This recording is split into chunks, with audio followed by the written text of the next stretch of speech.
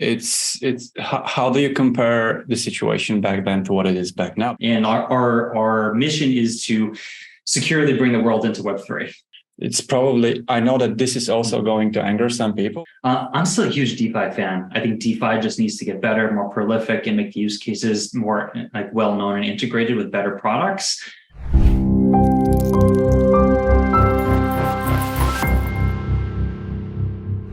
Hey, Rob. So first of all, thank you for agreeing to do this. I'm sure we're going to have a good time today. Thank you for having me, George. We sure will. Yeah. And before we dive in our conversation, can you give us a little bit of background on what were you doing before crypto and how did you end up in the industry? Yeah, sure. I mean, my professional background started off, I studied physics and mathematics and then went into the US Air Force. I was an Air Force scientist and worked in Space Command back in the day. It's now called something else, and worked on satellite systems and launch vehicles. And then I got into more operational intelligence and ended up in Afghanistan for a couple of years to kind of end that part of my career. While I was there, and why I bring it up was because that's where I really got into Bitcoin and just started actually setting up seminars and teaching people what is this Bitcoin thing, why is it important, how to set up a wallet, how to do transactions on it. And then that gave me the opportunity to actually go back to school. Went to school for my PhD, and there's a PhD in financial economics. And at the time, it was 2014 when I went back to school. I think the faculty that I had in the department was super nice, and they figured, what first-year PhD student knows anything about anything? So yeah, sure, you can study that Bitcoin thing when you wouldn't care. And then by the time I finished my PhD, it was actually a really big deal, this Bitcoin thing and crypto. And while I was there, I launched Zen Cash back in the day, which is today Horizen with the currency Zen. To be honest, I'm kind of baffled because I've had many guests on the podcast. I've never had someone who was in Afghanistan, and your background is pretty amazing. How was it like discovering Bitcoin before 2014, and what was it like back then? Yeah, so for me, it was 2011. And I came into it for the same reason that a lot of early Bitcoiners did, was because I was a big libertarian. And for me, the idea that coming out of the financial crisis in 2007, 8, and 9, by the time I finally turned around, the idea of having competition in money and like programmatic money was amazing. It was mind blowing. I loved it. So as a libertarian, I loved the idea of having some competition to what is money and not just having these state-run monopolies. I've grown up a bit, got my PhD in finance, so I appreciate a little bit more what central banks do. But at the same time, I think it's fundamentally absolutely critical to have competition for money and to have many different experiments all over the place. Back then, it was like the Wild West for Bitcoin, and back then it was just Bitcoin, and then it turned into like the early like Litecoins and Dashes and others that joined the ecosystem, and colored coins and so forth.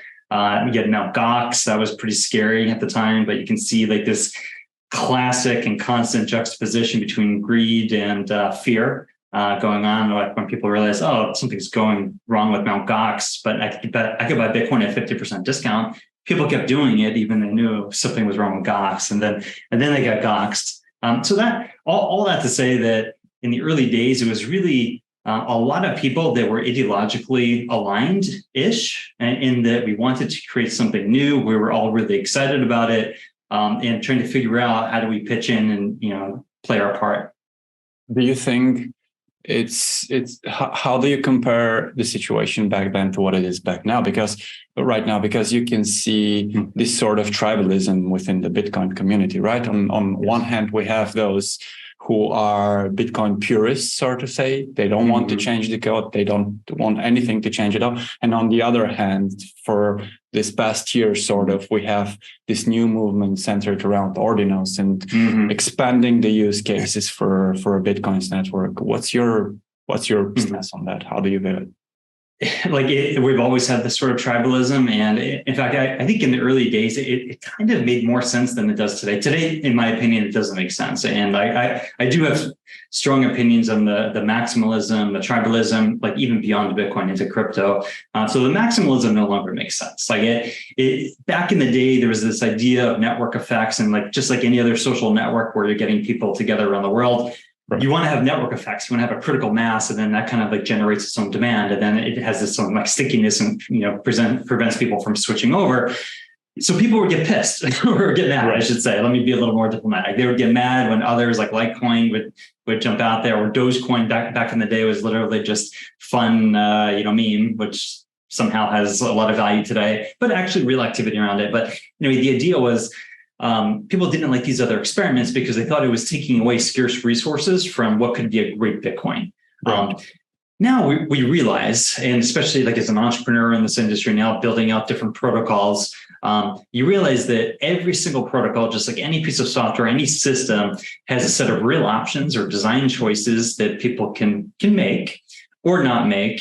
And it's the idea of a one-size-fits-all platform for everything in the world just does not make sense anymore. So the idea that Bitcoin in its original manifestation, or the Bitcoin Cash manifestation, or the Bitcoin SV manifestation is going to be the one chain to do everything is just nuts. Especially with the advent of Ethereum should have proven to the world. Like initially, people just kept like making fun. Bitcoiners would make fun of Ethereum as a shitcoin.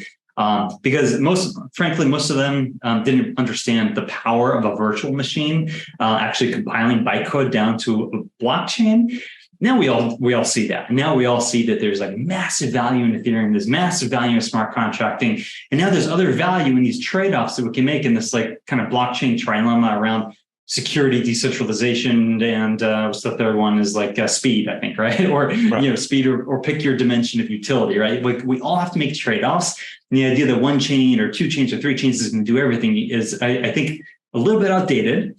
But finally, and I know I'm going off a bit on this, but the tribalism aspect of crypto really is frustrating to me as a builder in the space, and wanting to see this like from the early days of like I'm here to make the world a better place. I'm here to introduce some element of decentralization to technologies around the world and applications that we use. But then you introduce a token or a coin to a project, and all of a sudden people have financial incentive or skin in the game on that. And then they promote that particular project, not on the merits of the product, its usability, its ease of use. No, they promote it because they literally own coins or tokens in it, right? And then they kind of toxically bash others because they don't own those and they want theirs to dominate, right? So there's a lot there. It's a great question. Let's take a step back then and talk to me about Horizen, right? So how does Horizen fit in all this virtual madness, and explain it to me like I'm 5. What is Horizen to start with? Yeah, I like the way you framed it. Maybe this preliminary conversation was great because like I'm an entrepreneur in this space, but at the same time, we're developing a protocol with Horizen that we want to do specific things. And we don't want it to just replicate everything that's out there already. Just creating like a copy paste of what exists is not adding real value on the margin to the industry. So the value that we think we're adding to the industry is on horizontal scalability with this funny class of cryptography called zero knowledge proofs or zero knowledge cryptography, which allows us to actually network different chains together so that you can have a very broad and heterogeneous ecosystem of chains for which each of them can have different characteristics. So like right now, okay, that's all abstract. Who cares, Rob, right? But now we're finally launching the first important runtime environment into this network, which is an EVM chain called Eon. And this is basically like us now, like we have a platform or framework for networking different chains together with this funny class of cryptography called zero knowledge proofs. And now we're launching an EVM chain, Eon, that actually has all of the classic capabilities of Ethereum and smart contracting. Okay, so is Eon live or is it supposed to go live? So it's on mainnet in alpha form right now. So like we have a roadmap from alpha to beta to full production launch. We're looking at the full production launch, which is when we're more comfortable getting substantial TVL on chain closer towards the end of the year. In fact, we have an Eon hard fork going live in October, middle of October, which once that goes live, we're going to open up the forger set and make it basically public to the world. But right now, the software is actually on mainnet in alpha. It's just one that we're taking the time to bring on partners, onboard them the right way, and then kind of launch DeFi funds and bring liquidity on chain from there. Okay, so from a perspective, from an outside perspective, it sounds like zero knowledge is something super central to Horizen, right? So can you perhaps decipher this? What are zero knowledge proofs? Because everyone is talking about zero ZKs the past couple of months. So if you could provide some, insight into how can a regular person understand what this technology stands for. Well, it starts with the problem that we have in crypto. And we learned this early on in Bitcoin when we realized that every address, like the central innovation for Bitcoin, for blockchains, for crypto is a public database. And in a public database, by definition, everyone in the world can see exactly what happens on that database. This we realized poses a lot of problems for a lot of different reasons, let alone the privacy concerns, but even like tangible financial concerns where you can get front running of transactions like within a block even, right? So there are a lot of manifestations of issues when the entire world can see everything that's broadcast to a public network. So zero knowledge proofs are basically the most important class of cryptography today that allows you to broadcast a transaction that's encrypted, but have the rules of the system actually check that the transaction was formatted and is valid, and formatted correctly and valid. And then you could still make use of the data, like the data payload of the transaction without decrypting it. And this is kind of the magic of it. And this is maybe like a simple example here, the Eli 5 one is, I can send you money, and this is with Zcash Pioneer. Nothing like new here. I can send you money, and like no one, like the world can see that someone sent someone money in a valid way. That money was kind of reduced on this side of the ledger, increased on this side of the ledger, but no one can see how much money. No one can see that it was me. No one can see that it was you, right? And then we can take this a step further. Like you can have a business that's on chain that is actually processing a stream or tiny series of financial transactions on chain, but they may not want all of their competitors to see exactly what they're doing, who they're paying, who their vendors are, how much they're paying for goods and services, right? How much their customers are paying them for everything specifically. So everything could be encrypted, but broadcast on chain. And then you could use this homomorphic encryption property of zero knowledge proofs. Sorry for the big term is you can now perform mathematical operations on the encrypted data without decrypting it. So basically I could say that business pays all their bills on time and they're a AAA credit rated company, right? So that's cool. I can now extend them credit. So this creates a market that couldn't exist previously without disclosing all the financial records. And is there some sort of a limit, or how is it possible to decide what part of the information is going to be encrypted? So yes. It is. Yes, exactly. So completely configurable based on what we call a circuit, which is basically a software program with a system of constraints of exactly what you're trying to prove. There are two components to a proof. Will be kind of the circuit and series of constraints. And then there's going to be the prover. So you broadcast some information, and then someone in the public just has the prover, and they can just verify that, yeah, all of those constraints were met, like basically Boolean outputs of true for all of them. And does this run into some sort of regulatory roadblocks? Because we know that regulators don't like privacy and they don't like. Sure can. Yeah, sure can. And I'll tell you, I'll give you a specific example, and I'll tell you what we as a company, Horizen Labs, are doing about it. So for Horizen, the public blockchain, the community just recently passed what we call a ZenIP, a Zen Improvement Proposal, which is basically someone in the community. In this case, it was us. Like we drafted the ZenIP and published it and let the community comment on it. They passed it overwhelmingly, like 90% plus of the community members wanted to remove the possibility of encrypting financial data on the core blockchain. So basically like broadcasting anonymous transactions, because they viewed this as, well, a regulatory threat. So the entire chain could be like attacked by regulators because some people could be doing some nefarious things there. Okay, so we're deprecating that. Actually, in September, it goes live, the hard fork that deprecates the ability to do that. It's called a shielding pool, where basically you broadcast transactions into it. And it's like a big mixer, right? And that's being deprecated. As a company, what we're doing about it, though, is this class of cryptography is so important to make Web3 useful, going beyond anonymous coin transactions. Like when you think about actually broadcasting data on chain. So like a classic example could be if we create like a decentralized version of Uber. I don't want the entire world to know what time and where I take my Uber every day, right? Like I don't want the entire world to see this entire stream of like my location history all over the world, right? So what we could do there is a zero knowledge circuit that actually encrypts that location information, right? And maybe even the amounts, because you could probably backward transfer the distance based on the amounts, right? So like we can actually choose the data payload that we want to be encrypted, but still broadcast messages that like get logged into this public database and actually are useful to the smart contracts that the system has.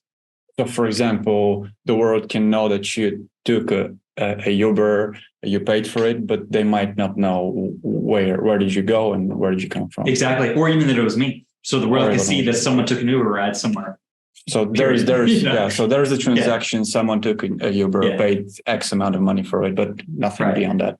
And it's customizable, right? So you can choose to reveal your route or your identity. But okay. Yeah. And there's another element of, like when we think about, like, as entrepreneurs, competitive advantage, and like, what are we doing here and why does it matter? The technology part's a huge part of it. Like, obviously, like a lot of scientific innovations or like engineering, innovations end up being great products. But in our world, what's important about this public database structure that Satoshi, he, she, or they created was it's based on decentralized incentive systems.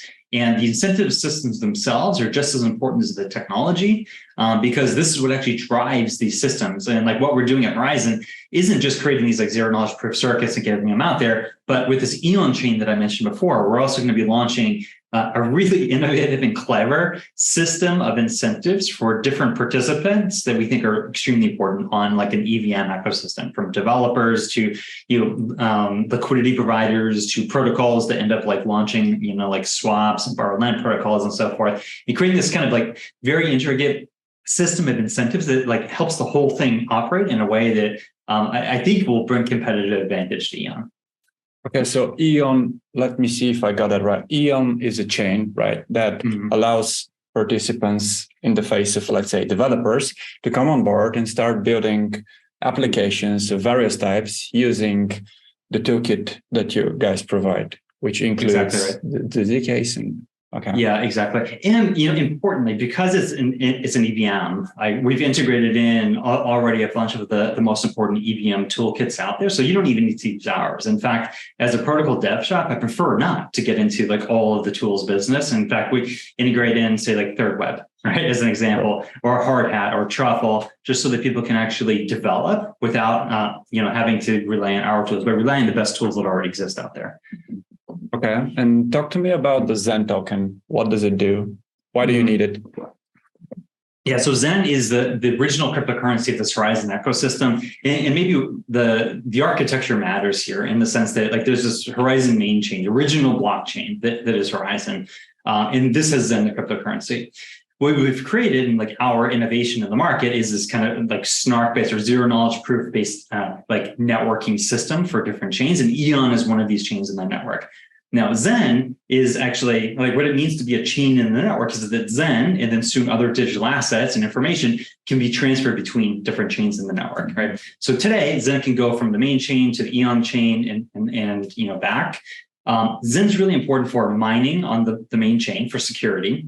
Zen's important for providing, like we have actually one of the largest node networks in the industry because we created an incentive-based system so that launch a node, like maintain a full copy of the database for the network and keep it live, and you get compensated, part of the block reward. So there's that element of it. And then also Zen is now going to be the gas. I mean, it is today the gas of the Eon chain. So when you want to do computation for smart contracts, you need Zen as your transaction gas. And then also we're going to be implementing a staking mechanism on the Eon chain that it potentially includes Zen and maybe like an Eon specific token, but at least a Zen staking component for block foraging because it's a proof of stake chain. And then we also have Horizen Labs, which is... Yeah, so Horizen Labs, like our mission's a civil one, and I think an important one. It goes back towards kind of my original being in this industry. And yes, we are the protocol developers for Horizen, but we also do more. And our mission is to securely bring the world into Web3 is the mission. All right, so we're here to provide tools, protocols, services to get the world to come on chain. It's a cool mission. Like it's kind of for me like a life empowering thing that I'm really happy about. But the Horizen protocol is right now the most important thing that we're working on in the sense that we think it's the most innovative thing we're working on that we're extremely excited about. We're putting a ton of resources into. As a company, though, we do other things, and we have done other things. Like we were the tech partner for Yuga Labs with the Bored Ape Yacht Club, where we launched ApeCoin. With them, we launched the land collection, the other deeds around their metaverse, the other side. And we also launched their staking protocol, Ape Staking for the Ape DAO. It's just an example of some projects that we worked on outside the Horizen ecosystem. And today we're even working with a client on a project that I can't talk about specifically yet, but I'm extremely excited about because it's actually going back to my original roots on Bitcoin and actually working with that funny new protocol ordinals that you mentioned at the beginning, that I know half of the Bitcoin world is going to hate us for it and half of the Bitcoin world is going to love us for it because we're bringing a lot more utility into the Bitcoin world with it. That made the transition to my next question so much easier because I was struggling how to ask you that question. But now that you've stated your mission, what is the biggest challenge for Web3? Use cases. Definitely use cases. Now, like people tend to gloss over the extremely successful use cases already, just take them as a given or maybe discount them. Unfortunately, Bitcoin, like money value transfer, stored value on chain, super important use case. In fact, my dissertation for my PhD was in crypto finance that looked at like explaining differences in cross-country pricing for Bitcoin and crypto assets. It's extremely important, especially in parts of the world that don't have mature legal systems, healthy economies, healthy banking sectors, and so forth. So it's important. It's real, right? That's a major use case that exists today. We should stop discounting.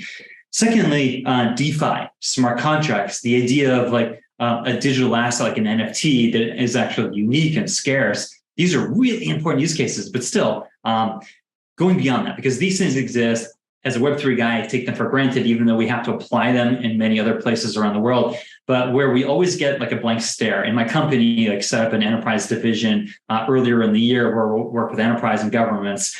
And like we always get that blank stare of, well, what's this stuff good for? Like, what are the actual killer use cases of this? Right. And like the guy who runs our enterprise marketing group, brilliant Web2 marketing guy who came over into Web3. And like he tells me the story of one day when he was in a taxi, like in a cab, I think in the 90s, and he realized that the cab driver could access, information anywhere in the world on like the destination, maybe call and like, connect with potential customers.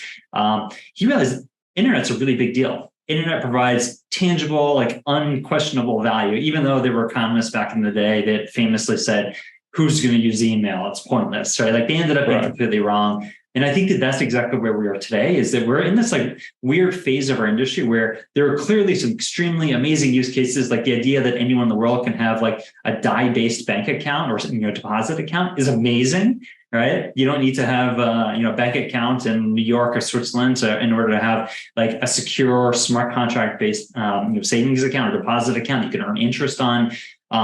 But going beyond that, like what we really solve in the industry is making the use cases more explicit, making them more easier to use, really connecting the world of Web 2 into Web 3, and in a way where like we actually cater to them and bring them in my opinion. And this is a philosophical thing where maybe some people say, let's just create something brand new in Web 3 and forget the Web 2 world.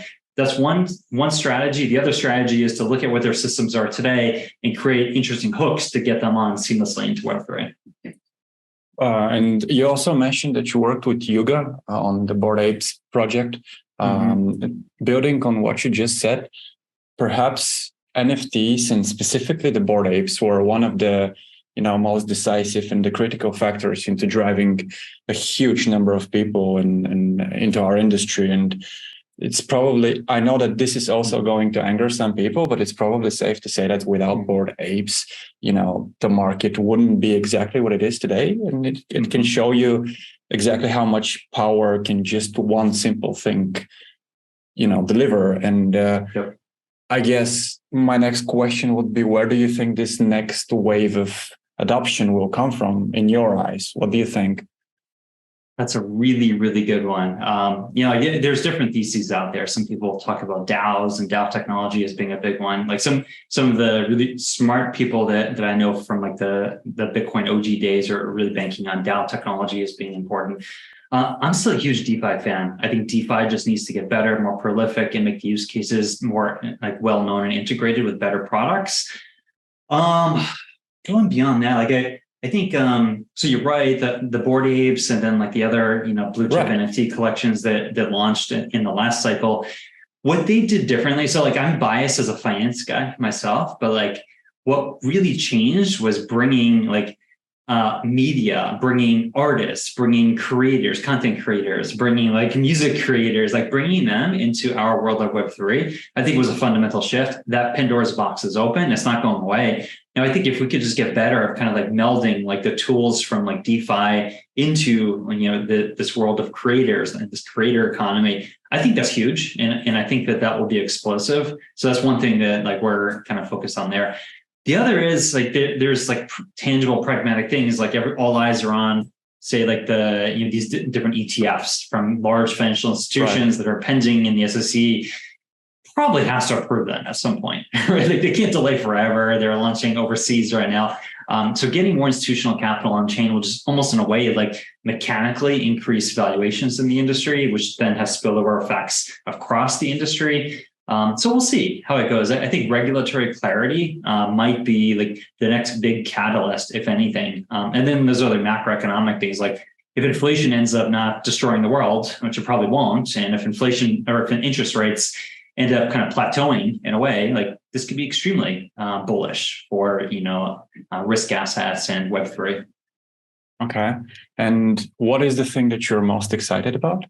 And let's say the next couple of years, I won't make it very difficult and say 10 years, but let's say at least a couple of years. Yeah, I think ZK Tech. So I think, look, we were early in ZK Tech, not as early as Zcash, but the next wave right after them. And then now is a couple of waves before where we are today. And there's some fantastic ZK technology companies out there, but there aren't that many of them. And the state of technology is still pretty raw. It needs to mature. And then even going beyond ZK, there's other kind of related classes of cryptography that are extremely important, I think, for like doing more broader database encryption, like fully homomorphic encryption, FHE, to actually get larger data structures on chain and make use of them in interesting ways. So I'm really excited for all these things. And then the idea of like, FHE compilers for like selective confidentiality structures.